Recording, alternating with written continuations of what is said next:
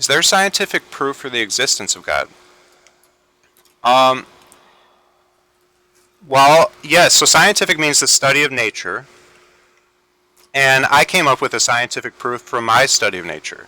So I saw that birds fly down and they eat fish and they swallow them, and then they don't somehow digest the eggs, and then they fly off and they poop into other bodies of water, thereby transferring the eggs into the water and spreading fish to the other water so that the fish populations can increase.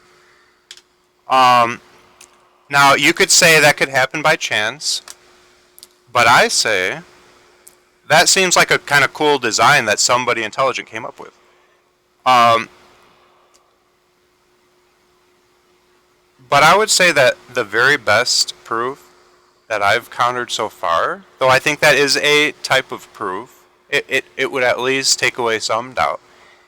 The very, very best one where I say that it's impossible to be random would be, and we're talking about intelligent design here. So even if God is a computer programmer and we're all in a simulation, if God's an intelligent designer, I'm saying that the creation we're experiencing has been made by an intelligent designer. I don't care if it is a computer programmer and we're in a computer program, and I believe that is possible. It's plausible. And Elon Musk even said that, and I'm sure a lot of people believe he's a smart guy. So, I am merely making the statement that it is impossible for the first cell ever made to be smart enough to, at the microscopic level, have all these little trucks, I'll call them, that carry materials and build the cell.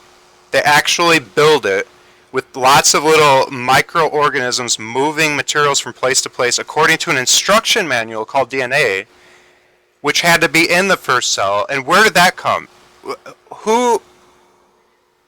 What produced the DNA strand, which had millions and millions of instructions that I've been told by science that have studied DNA that all the supercomputers of today are still struggling to unravel the mysteries of.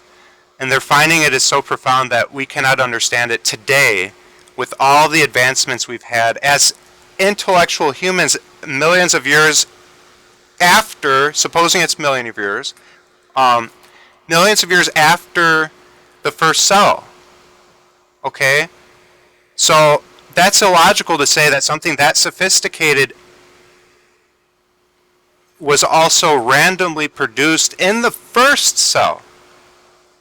Now, if you say something less sophisticated was in the first cell, and DNA expanded with future cells, then how is it that the DNA of the first cell was complex enough to cause all these little creatures following the instructions of that DNA to be able to produce the cell that was intelligent enough to multiply itself, creating another cell with the intelligence to produce another cell? To me, and the intelligence to also keep expanding on the sophistication of the cells and have a plan for how they're going to come together to produce more advanced organisms as well and work together with other types of cells. Because there's not just one type of cell. So they all figured this all out randomly. It's the epitome of foolishness to claim that. Nobody can claim that if they're being honest with themselves. So the only person that would claim that is somebody that's mad at God and trying to create some kind of illogical loop jump because they just don't want to make the assumption that there was an intelligent creator when it's evident. It is self-evident. So anyone that denies it's just lying to themselves, and I've proven that, and then we can move from there, now having no doubt that there is at least a God. Now the question is, did he communicate with us in any way other than the laws of nature as a way to show us his mind and what we want to be doing, why we're here? And if you want to know why you're here, what's my purpose, and is there an afterlife, you have to read the Bible, because that's the only book God wrote himself through the hands of others